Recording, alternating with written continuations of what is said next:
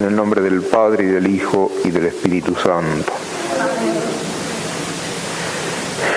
En el día de ayer, primero de esta novena en honor del patrono de esta parroquia, San Pedro, nosotros consideramos aquella verdad que es como el cimiento de toda nuestra vida cristiana.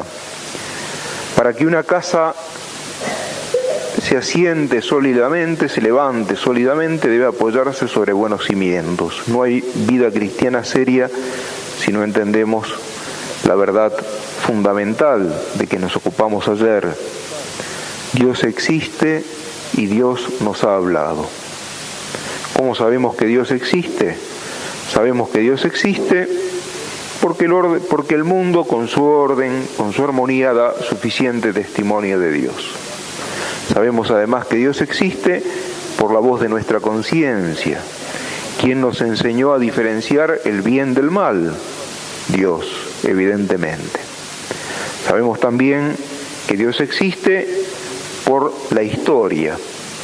Dios ha intervenido en la historia, ha hecho milagros, prodigios. Dios ha fundado una iglesia, y esa iglesia es la Iglesia Católica, la que tenemos la gracia, la suerte de pertenecer. ¿Cómo sabemos que pertenecemos a la verdadera iglesia, aquella que conserva y transmite la palabra de Dios? Porque es la única iglesia en la que se da la profecía.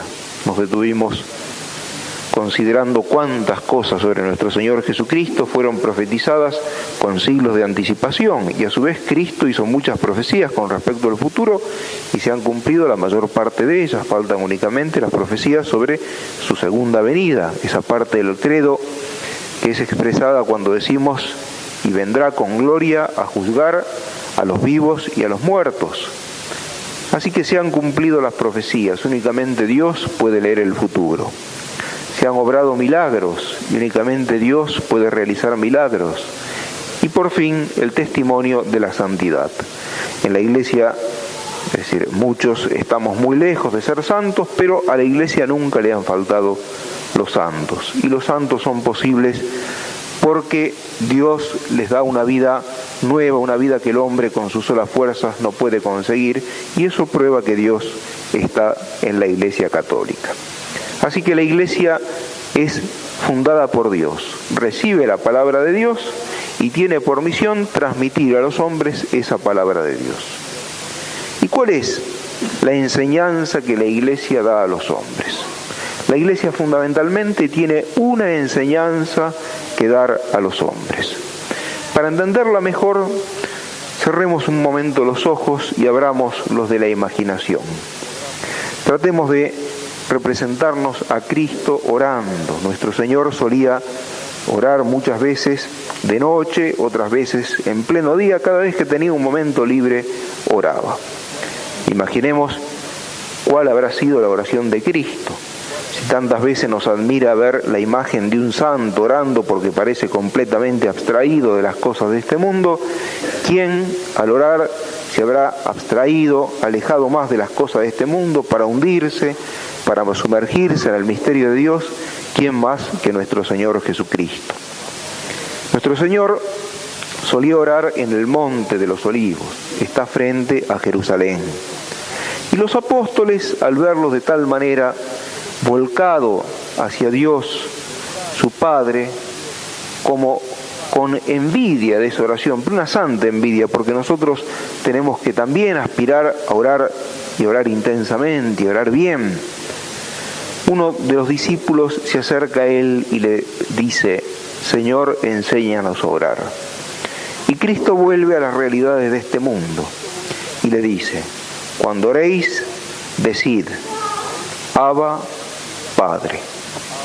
La primera palabra de la oración que Cristo nos enseñó es la verdad fundamental que la iglesia tiene que enseñar a los hombres: que Dios existe y es nuestro Padre. Es tan importante esta palabra, Padre, que parece haberse salvado de la confusión que siguió al episodio de la Torre de Babel. Todos ustedes saben, la Sagrada Escritura narra que en determinado momento los hombres quisieron olvidarse de Dios. ¿Y quisieron ser como Dios, semejantes a Dios, y se dijeron, hagamos una torre que llegue hasta el cielo. Cuando hayamos alcanzado el cielo, podremos sentirnos semejantes a Dios. Pero ¿qué sucedió? Los que querían llegar hasta el cielo no podían después ni siquiera entenderse entre ellos mismos.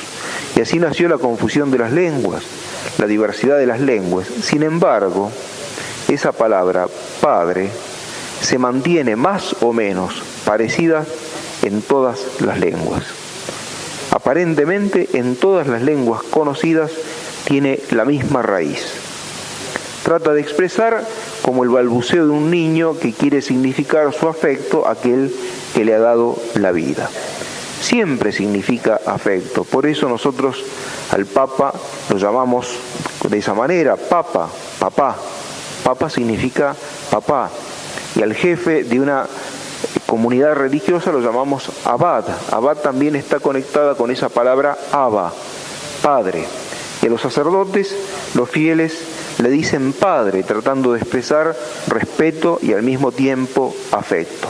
Pues bien, esa palabra es tan extraordinaria para todos los hombres que parece ser la misma en todas las lenguas, porque expresa el mismo movimiento de afecto y de respeto.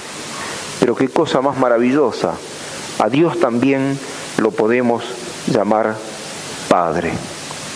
A ninguno de los paganos, a ninguno de los que vivían en la idolatría, en la ignorancia del verdadero Dios, se le habría ocurrido algo semejante.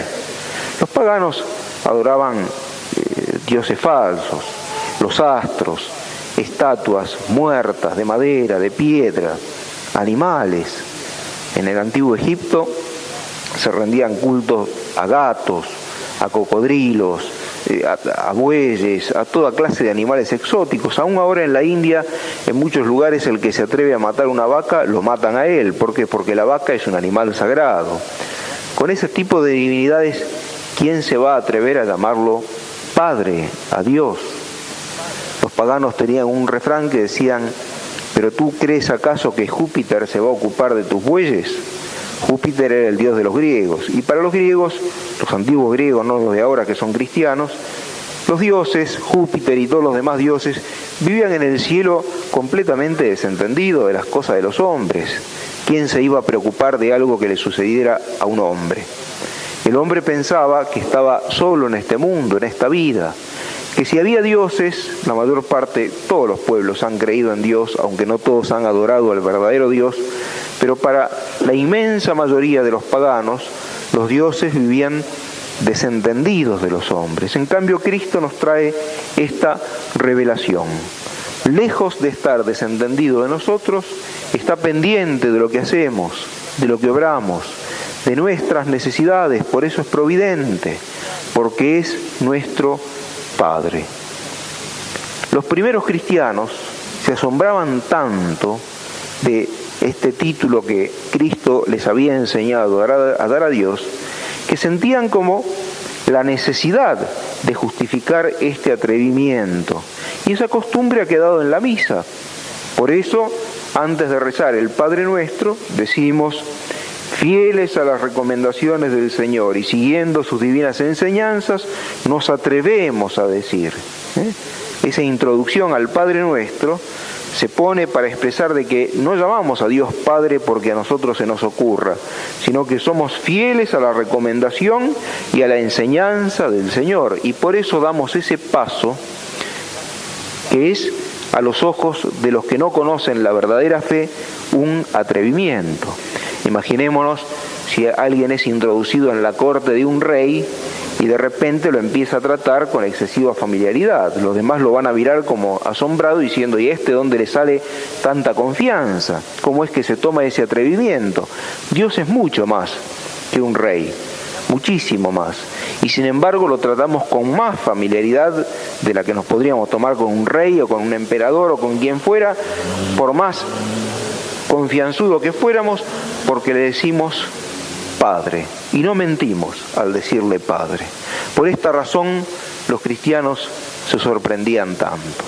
Por esta razón los cristianos creían que la revelación de que eran hijos de Dios es una verdad inaudita, extraordinaria. Ninguna religión se atrevió a llamar a Dios Padre. Por ejemplo, los musulmanes, que ayer citábamos para comparar con el cristianismo, para significar la diferencia entre la fe verdadera y la falsa fe, la idolatría. Los musulmanes creen que después de esta vida el hombre se salva o se condena, pero los que se salvan ven a Dios, no, dicen. Dios es inaccesible, nadie puede llegar a Él, nadie lo puede conocer. El paraíso musulmán consiste en tener una cantidad de placeres de orden sensible, pero estar con Dios, ver a Dios, ser llamados hijos de Dios, no. Alá es aquel de quien solo sabemos que existe y nadie más sabe absolutamente nada de Él. En cambio nosotros esperamos la vida eterna. ¿Y qué será la vida eterna? Estar con Dios. Y no simplemente estar al lado de Él, es decir, como un extraño está frente a otro extraño, sino como el Hijo está junto al Padre. Los mismos judíos que tenían la revelación verdadera no tenían este punto completamente en claro. Ellos sabían que Dios es Padre, pero de todas maneras lo miraban con un temor que les impedía esa familiaridad que el Hijo debe tener con el Padre. Y por eso, en lugar de usar el nombre de Dios, utilizaban el nombre Elohim, que significa el poderoso. Nosotros no es que le hayamos perdido la reverencia a Dios, al contrario, sabemos que es infinitamente adorable, pero de todas maneras, por más adorable que sea, nunca jamás perderemos la confianza de hijos frente a sus padres. Dios es Padre, es alguien. Tantos en esta vida piensan sí que Dios existe, pero que es un ser lejano. Tantos piensan que existe, pero no le gusta considerar la existencia de Dios. ¿Por qué? Porque lo juzgan como un acusador, como aquel que el día de mañana nos va a señalar con el dedo, echándonos en cara nuestras culpas, como si Dios fuera un sargento, como si Dios fuera un ser arbitrario, y nada de eso. Dios es infinitamente más cordial para con nosotros de lo que puede ser cualquier padre, el mejor de los padres en esta vida, porque como dice San Pablo, toda paternidad que se da en esta vida es un simple reflejo de la paternidad que está en Dios. Y la Sagrada Escritura nos lo muestra perfectamente. Dios de suyo es el misterioso, incomprensible.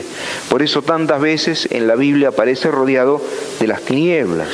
Es el terrible, su fuerza es formidable. Cuando Dios se manifiesta, tiemblan los montes, estalla la tempestad. Dios es el santo, el que no se contamina con ninguna de nuestras miserias. Por eso cuando San Pedro reconoce en Cristo a alguien que está muy próximo a Dios y que viene de parte de Dios, le dice: Señor, apártate de mí porque yo soy un pecador. En fin, Dios no tiene ninguna de nuestras miserias, por supuesto es Dios, y sin embargo está al alcance de nuestra mano. En el libro del Génesis se hace llamar el Dios que me ve, el Dios que siempre nos está mirando. Así como el padre o la madre están pendientes del niño chico a ver qué es lo que hace, que no haga ninguna macana, que no se vaya a lastimar, que no se vaya a herir, que no le vaya a pasar nada, Dios es el Dios que me ve, como dice el libro del Génesis. Dios se revela con nombres que se definen por sus relaciones personales. Él es el Dios de Abraham, el Dios de Isaac, el Dios de Jacob. Es decir, es el Dios que se considera como un amigo con respecto a nosotros. El Dios que nos dice por el profeta Jeremías: tengo entrañas de misericordia, te he amado con amor eterno. Es el Dios que desea comunicarse con cada uno de nosotros. Por eso San Gregorio Nacianceno, un padre de la Iglesia, dice: Dios es en las cosas espirituales lo que el sol es en las cosas físicas. El sol, como todos sabemos, produce una inmensa cantidad de luz y energía, pero no la guarda para sí, sino que la vuelca sobre todo el universo. Y gracias a esa generosidad del sol, la vida es posible en la tierra. De modo semejante, Dios no ha querido guardar para sí todas las riquezas que tiene, sino que las vuelca sobre nosotros y ha querido llegar a compartir su vida con nosotros. Por eso Dios es parecido al sol. Es un Dios que busca nuestra familiaridad y nuestro trato. Consideremos la definición que la Santísima Virgen María dio de Dios la primera vez que se apareció en América, en nuestro continente, en Guadalupe, en México. Lo definió Dios de la siguiente manera, y es como una idea que expresa todo lo que hoy queremos dar a entender. Ella se presentó así, dijo: yo soy la siempre virgen y perfecta Santa María, Madre del verdadero Dios. Y de aquí en más comenzó a dar la definición de Dios o la caracterización de Dios. Aquel por quien se vive, el Padre de todos los hombres, el Creador de todas las cosas y el que siempre está cerca. Qué perfecta definición de Dios. Y es verdadera. Aquel por quien se vive, el Padre de todos los hombres, el Creador de todas las cosas y el que siempre está cerca. ¿Por qué decimos que Dios es nuestro Padre? Porque nos ha creado. El que ha pintado este cuadro, aunque este cuadro sea una cosa muerta, de todas maneras guarda un afecto con respecto a él, y cada vez que lo recuerda conoce los secretos de su factura, es decir, las peripecias que debieron vencer, las dificultades que debió superar para realizarlo. Dios no tiene que vencer dificultades para crearnos, porque su poder es omnipotente, quiere crearnos y nos crea, pero de todas maneras, así como el artista mira con ojos de amor, de afecto a su obra, Dios también nos mira con ojos de amor y de afecto, porque somos criaturas suyas. Él nos ha creado, existimos porque Él quiso que llegáramos a ser. Pero no es esta la única razón por la cual Dios quiere ser nuestro Padre. Hay otra razón superior. Él ha querido comunicarnos su misma vida. Él ha querido que fuéramos, sin dejar de ser hombres de la raza humana, de la misma raza de Dios. ¿Cómo es esto posible? Por el misterio de la gracia. Dios, por el día de nuestro bautismo, injertó en nuestra alma una participación de la naturaleza divina. De Dios, porque la vida de Dios está en nuestra alma. Por eso Dios es Padre nuestro. Así como Él es eternamente Padre de Cristo nuestro Señor, desde el día del bautismo también nosotros somos hijos de Dios y Él es Padre nuestro. Y mientras conservemos la gracia, esa especie de semilla de vida divina, somos verdaderamente hijos de Dios. No mentimos al llamarnos hijos de Dios. Tenemos la misma vida de Dios en nosotros. Por eso San Pablo dice: ¿pero acaso no sabéis que sois templos de Dios? ¿Por qué llamamos a este edificio un templo? Porque está nuestro Señor en el sagrario, porque es un lugar donde Dios se manifiesta especialmente. Está muy bien considerar a esto un templo, pero nosotros somos mucho más todavía templos de Dios, porque este templo está muerto, en cambio nosotros estamos vivos, y Dios, si estamos en gracia, vive en nuestro espíritu. Por esta razón Él es Padre, nos ha comunicado la vida divina. San Juan decía: mirad qué amor Dios nos ha tenido, que nos llamemos hijos de Dios y en verdad seamos hijos de Dios. Y cuando Cristo habló con Nicodemo, según narra el apóstol San Juan en su Evangelio, dijo: es necesario nacer de nuevo. ¿Y cuál es ese nuevo nacimiento? El que se produce en nosotros cuando en nuestra alma comienza a existir la gracia de Dios, la semilla de vida divina por la cual nosotros somos hijos de Dios. Esto es incomprensible. Para la razón fría, esto es incomprensible. Se comprende únicamente por la lógica del amor. Dios ha hecho esas maravillas con nosotros porque el amor quiere comunicar los bienes propios a la persona amada. La caridad no se queda tranquila hasta que la persona amada no tiene los bienes que uno tiene. Y Dios es amor. Y Dios es la caridad infinita. Y por eso ha querido que nosotros tuviéramos lo que Él es. Que nosotros llegáramos a tener por la gracia lo que Él eternamente es. Dios también por este motivo muchas veces se nos muestra en la Escritura como un Padre cuyo corazón está conmovido de amor por nosotros. Por ejemplo, en la parábola del Hijo Pródigo, donde se presenta como un Padre anciano cuyo corazón está aguardando ansiosamente el retorno de su Hijo, porque lo quiere perdonar, porque quiere nuevamente hacerlo heredero de todos sus bienes. Así es Dios con nosotros. Y tenemos un ejemplo supremo para entender esta verdad. Dios es nuestro Padre, el ejemplo que nos ha dado nuestro Señor Jesucristo. De punta a punta, el Evangelio no es más que esa voluntad absoluta de Cristo de portarse frente a Dios como el Hijo se porta frente al Padre. Nadie ha usado ni podía usar con más razón esta expresión que consiste en llamar a Dios Padre mejor que nuestro Señor Jesucristo. ¿Y qué hace Cristo cuando entra al mundo, cuando toma una naturaleza humana en el seno de la Santísima Virgen María? Se ofrece a sí mismo entero a Dios porque lo reconoce su Padre y declara que su alimento y su voluntad es hacer la voluntad del Padre. ¿Y qué hace Cristo en la cruz? Cuando está a punto de expirar, encomienda su espíritu en las manos del Padre. Y desde su encarnación hasta la cruz, todo lo que nuestro Señor Jesucristo hace, lo hace para agradar al Padre. Porque Él, que conoce mejor que nosotros ese inexplicable, ese incomprensible amor que Dios nos tiene, sabe que todo lo que el hombre puede hacer para devolver algo a Dios del amor con que Dios nos ama es infinitamente poco. A nosotros nos extraña de que Cristo muera en la cruz, pero Cristo sabe que lo extraño es que nosotros nos extrañemos, porque es tan incomprensible, inagotable, infinito el amor que Dios nos tiene, que aunque Dios nos pidiera la cruz y nosotros consintiéramos, de todas maneras le habríamos devuelto a Dios apenas una gotita de ese océano de amor infinito, valiosísimo, con que Él nos ama. Dios nos ama de esa manera, pero Dios espera nuestra respuesta. Porque para amar se necesitan dos. Dios me ha amado así, ¿y yo cómo responderé a Dios? ¿Cuál será la respuesta que le daré con mi vida? Lo primero que Dios espera de mí es que crea en el amor que Él me tiene.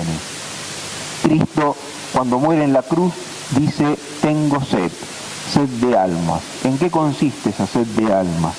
De almas que crean en el amor que Dios nos tiene. Y en segundo lugar, que habiendo creído en ese amor, lo tomen en cuenta y obren en consecuencia. Esto lo dice San Juan también. Nosotros hemos creído en el amor con que Dios nos ama.